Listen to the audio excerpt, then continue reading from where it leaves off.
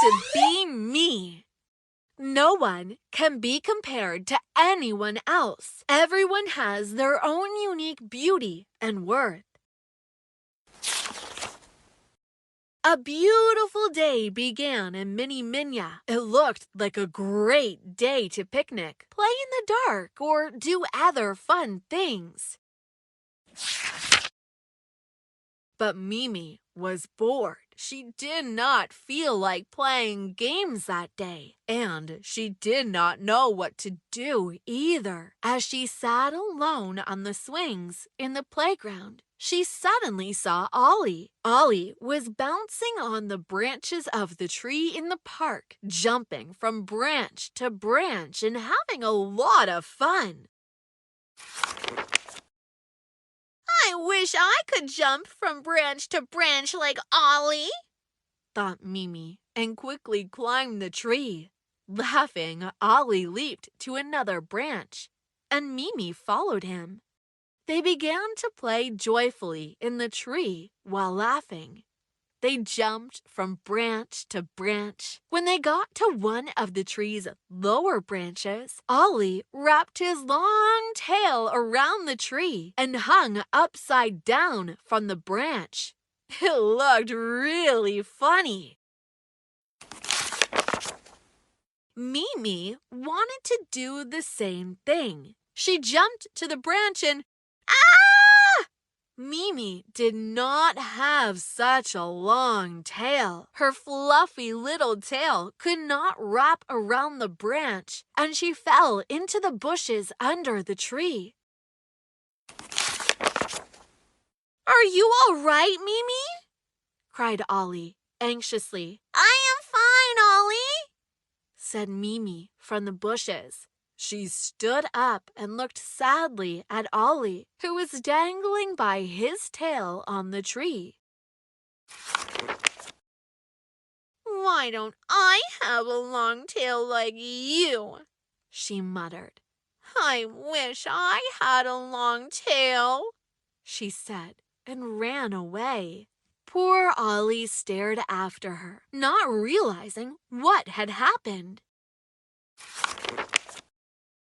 While Mimi was sadly on her way home, she saw Luna on the street. Luna was dancing in her garden. Mimi looked at Luna, who loves ballet, and thought, I can dance like Luna. She quickly ran to Luna and said she wanted to dance. Luna happily welcomed her friend, and they started dancing together. Luna showed the moves, and Mimi danced with joy. A moment later, Luna began to spin on her toes. She looked like a real ballerina. Mimi was thrilled by this move. I want to do that. Me too, she said excitedly. But, Mimi, you need to practice a bit first, Luna said. This move is a bit difficult. But Mimi did not listen to her. She immediately stood on her tiptoes and tried to spin. Ah! Mimi fell on her first attempt to spin. Are you all right, Mimi? Cried Luna anxiously. I am fine, Luna, said Mimi. She stood up and looked sadly at Luna, who could dance like a ballerina. Why can't I spin like you? She muttered. I wish I could spin that well, she said, and ran away. Poor Luna stared after her, not realizing what had happened. Mimi continued to walk home sadly. While walking, she saw her neighbor, Nega, watering the plants in his garden. Nega was worried when he saw Mimi walking sadly down the street with her head down. What happened, Mimi? He asked. Why are you so sad? Oh, sighed Mimi. I can do nothing, Naga. I cannot jump from branch to branch because I do not have a long tail like Ollie. I cannot spin well because I am not good at ballet like Luna. I cannot do anything. I wish I had a long tail or ballet skills. When Naga saw that his friend was upset, he invited her in to his garden. I need help in the garden, Mimi. Can you please help me? He asked. Upset, Mimi agreed and entered Naga's lush garden. What kind of help do you want, Naga? She asked. Naga gestured to the daisies ahead. I want to pull these daisies and extend them, Mimi, he said. I want them to grow as tall as the pine tree next to them so they can provide shade in hot weather, so I can sit under them.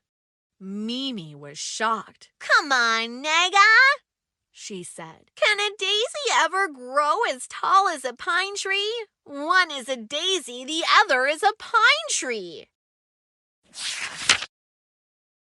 Oh, I wish my daisies were as big as a pine tree, but I think you are right, said Naga, pointing to the fence ahead. Then, can you help me stick paper flowers on these fences? I want them to bloom like the rose tree next to them, so their fragrance can fill my garden. Come on, Naga, said Mimi, surprisingly. Fences surround your garden, and rose trees bloom fragrant flowers. Two different things. Why do you want such strange things? Ah, if only roses could bloom on my fences, said Naga, and looking at Mimi, blinked at her with a smile. Mimi understood at that moment what her dear friend meant. Naga, are you joking with me?